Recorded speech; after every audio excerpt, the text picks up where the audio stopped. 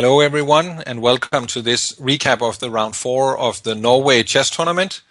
I'm GM Lars Bo Hansen, Don Corleone here on ICC, and it was really a great pleasure to follow this round and to comment live on it together with Larry Christensen. There was a lot of stuff going on today.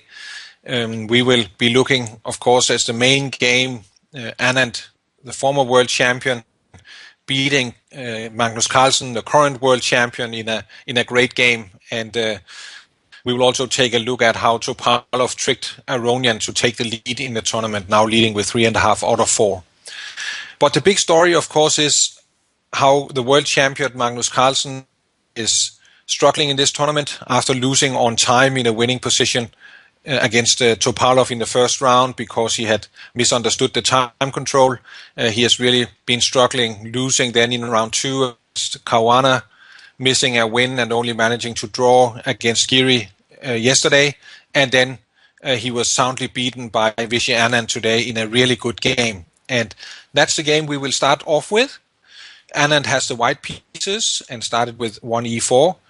Which was certainly not his only choice in most of his last outings with white against Carlsen. He has played 1d4, but Carlsen won, for example, a game earlier this year playing the stone wall against 1d4. So here Anand goes back to his old first move, e4, and goes for the Lopez. And maybe he was inspired by Caruana, who beat Carlsen in this Berlin variation with knight f6 earlier in this tournament. A really good game by Caruana. And Carlsen understandably decides to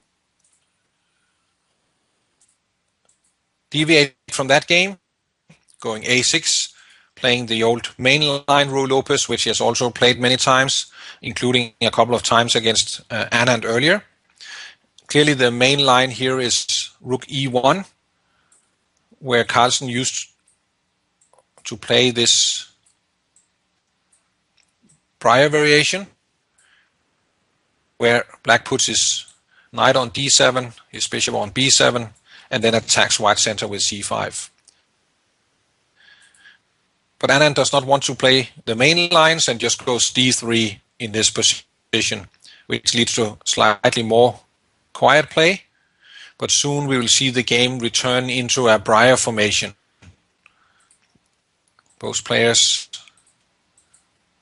maneuver around here. This is all standard stuff in the Ruy Lopez, that black will put his bishop on g7, white will put his knight on g3, and then start attacking in the center and on the queen side. So very standard stuff, has been played in many, many games. The conclusion is that white has a tiny edge, but that black is very solid in this position. And I'm pretty sure that Carlsen was pretty happy with playing this position because now he could use some of the themes from his time as a Briar player. This maneuver with the knight to d7, for example.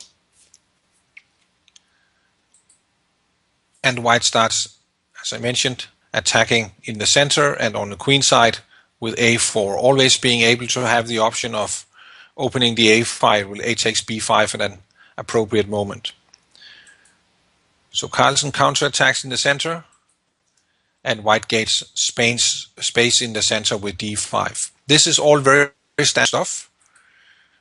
So is c4, securing a good square for a knight on c5, and white sets up an annoying pin with bishop against the queen here, bishop g7 and queen d2. And this set has been played in many grandmaster games, going back all the way to the 70s and 80s, played by some big names like Petrosian, Karpov, Spassky and others have all played this line with black. And as I said, the conclusion is that black is only slightly worse in this position.